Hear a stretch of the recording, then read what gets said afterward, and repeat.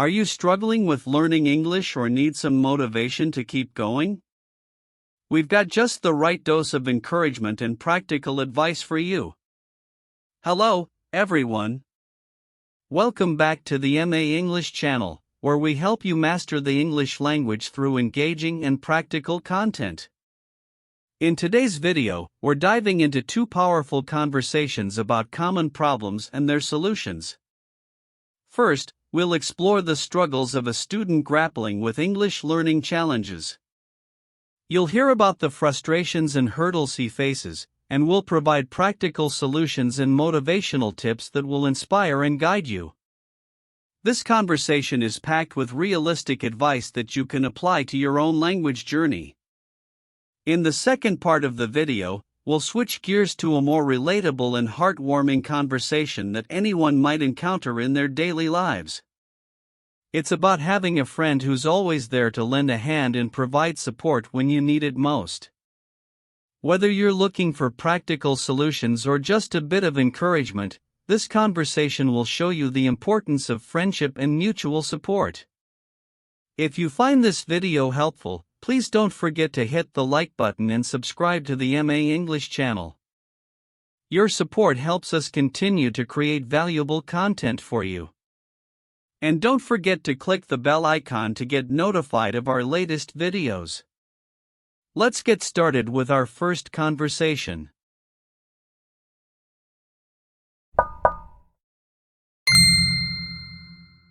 Hey, Farhan. You look like you're carrying the weight of the world on your shoulders. What's going on? Is something troubling you? Ms. Lisa, I'm really struggling with learning English. I've been trying so hard, but it feels like I'm not making any progress. It's frustrating and I'm starting to think I'll never get the hang of it. Oh, Farhan, I'm sorry to hear that you're feeling this way. Learning a new language is challenging, but you're not alone in this. Let's talk about the specific problems you're facing. Maybe we can find some solutions together. Well, for starters, I have a hard time understanding native speakers. They talk so fast, and by the time I figure out what they're saying, the conversation has already moved on. That's a common issue, Farhan. Native speakers can indeed speak quickly, and it takes time to get used to the speed. One practical solution is to practice listening to English at different speeds. You can start with slower-paced conversations and gradually work your way up to faster ones. There are plenty of resources online, like videos and podcasts, that offer adjustable playback speeds. That makes sense. I guess I've been jumping into the deep end without learning to swim first. Another problem I have is with pronunciation. No matter how much I practice, I feel like I still have a strong accent, and it's embarrassing. Accents are a natural part of learning a new language, Farhan. Everyone has an accent when they speak a second language, and it's nothing to be ashamed of. However, if you want to work on your pronunciation, shadowing can be very effective. This technique involves listening to a native speaker and trying to imitate their pronunciation, intonation, and rhythm as closely as possible. It's like a fun mimicry game that can really help you improve. And you can find many of these videos on the MA English channel. Shadowing. Huh? That sounds interesting. I'll give it a try. Another thing that gets to me is the grammar. English grammar rules are so confusing, and I keep making mistakes. It's like I'm never going to get them right. Grammar, the eternal nemesis of language learners. English grammar can be tricky, but don't let it overwhelm you. One effective strategy is to focus on one grammar rule at a time. Practice it in different contexts until you feel confident, then move on to the next rule. Also, try to learn grammar through examples rather than just memorizing rules. Seeing grammar in action helps it make more sense. I see what you mean. Breaking it down into smaller chunks sounds manageable. But what about vocabulary? I struggle to remember new words, and it feels like my brain has a leak when it comes to retaining them. Vocabulary can indeed feel like a leaky bucket. One technique that might help is creating a vocabulary journal.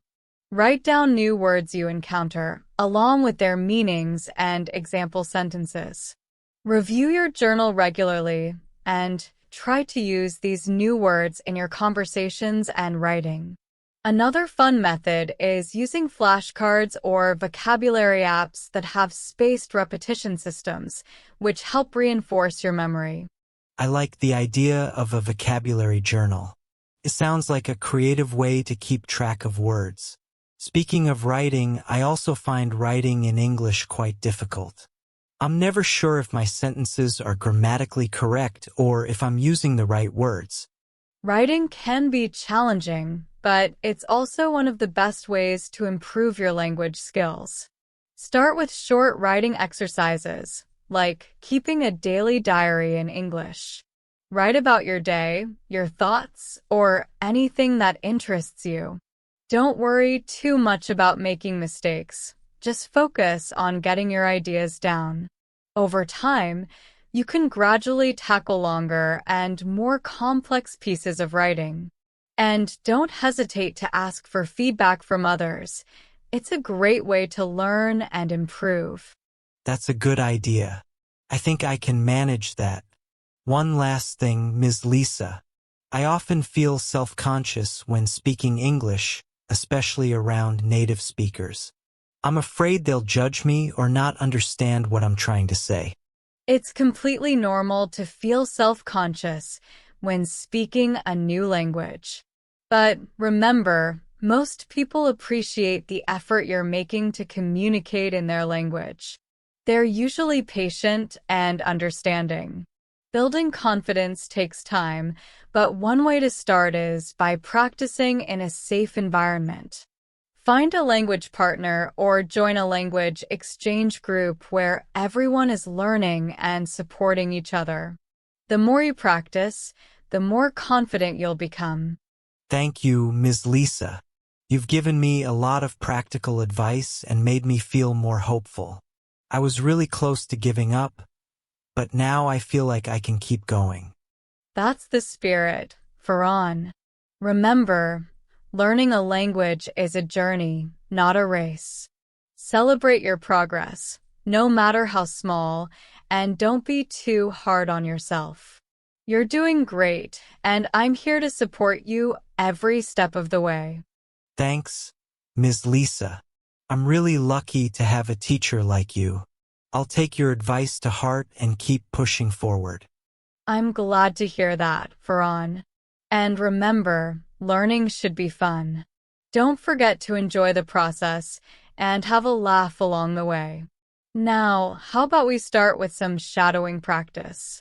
Let's pick a fun video from MA English and dive in. Sounds like a plan. Let's do this.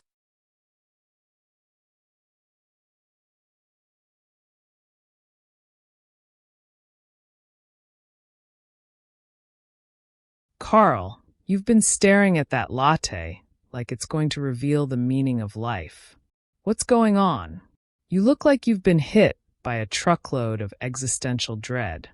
Well, if it isn't the queen of understatement. I just left my job, Mira. The one I've been slogging at for 2 years. I thought I'd feel relieved, but all I feel is this massive void. Like I've been cast adrift in the ocean of life without a paddle.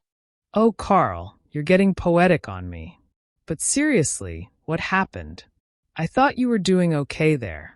Not exactly loving it, but getting by. Getting by is an understatement. I was basically living for the weekends, counting down the hours every single day. And then, one fine Tuesday, I just couldn't take it anymore. I handed in my resignation letter and walked out. No grand exit, no dramatic speech. Just left. Wait, no dramatic speech? Not even a you can take this job and shove it moment? Come on, Carl. That's like a rite of passage. I know, right? I didn't even flip a table, just a quiet, unceremonious exit. But now I'm stuck with this overwhelming sense of failure. Like, did I just ruin my life because I couldn't handle a mediocre job? Carl, listen to me. You didn't ruin anything. You made a choice for your mental health and well-being. That takes guts. And besides, we both know you were too good for that place. They didn't appreciate your unique, shall we say, eccentric genius. That's one way to put it. But now I'm jobless, Mira. What if I can't find something better? What if I end up regretting this forever? You're talking to someone who's known you for years. I've seen you overcome worse. Remember that time you decided to adopt a pet iguana because you thought it would make you more interesting? Oh God, Iggy. I still have scars from that little escapade. But you're right. I survived that. Barely. Exactly. You've got resilience and humor, even if it's often of the dark and twisted variety. You'll bounce back from this, too. Maybe you just need to take a step back and figure out what you really want to do. Something that makes you happy, not just pays the bills. Happiness. That elusive unicorn. But where do I even start looking? All I know is that corporate life isn't for me. But what if I'm just not cut out for anything else either? Well, we could always form that band we talked about in college. The Melancholy Misfits. I can't play any instruments, but I'm pretty sure we'd sell out shows just based on our tragic backstories. Yeah, and our first single can be Corporate Hell Blues. We'd be a hit. But seriously, Mira, I don't even know where to begin. It feels like I'm staring at a blank canvas with no idea what to paint. Maybe that's a good thing, Carl. A blank canvas means you can create anything you want. Think about it. What are you passionate about? What gets you excited, even if it seems completely unrealistic? I've always loved writing, but I never pursued it seriously because it seemed impractical. And there's this constant fear of failing. What if I'm just not good enough? Carl, you've got stories in you that the world needs to hear. And besides, who defines good enough? You do. You write because it's a part of who you are, not because you need to win awards. And who knows, you might just surprise yourself. You always know how to make things sound less terrifying. Maybe you're right. Maybe this is my chance to finally do something for me. To write and see where it takes me. Exactly. And if all else fails, we've got our band. But seriously, Carl, I believe in you. You're more talented than you give yourself credit for. And you've got me in your corner, cheering you on. Thanks, Mira. I don't know what I'd do without you. You always manage to pull me out of my darkest funks. Maybe I should write a book about you. The best friend who saved my sanity. I'd read that. And maybe, just maybe, your story will inspire someone else who's feeling lost to find their own path. So let's toast to new beginnings and the adventures ahead. To new beginnings, and to friends who make the journey worthwhile.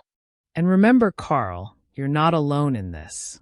We're in it together, every step of the way.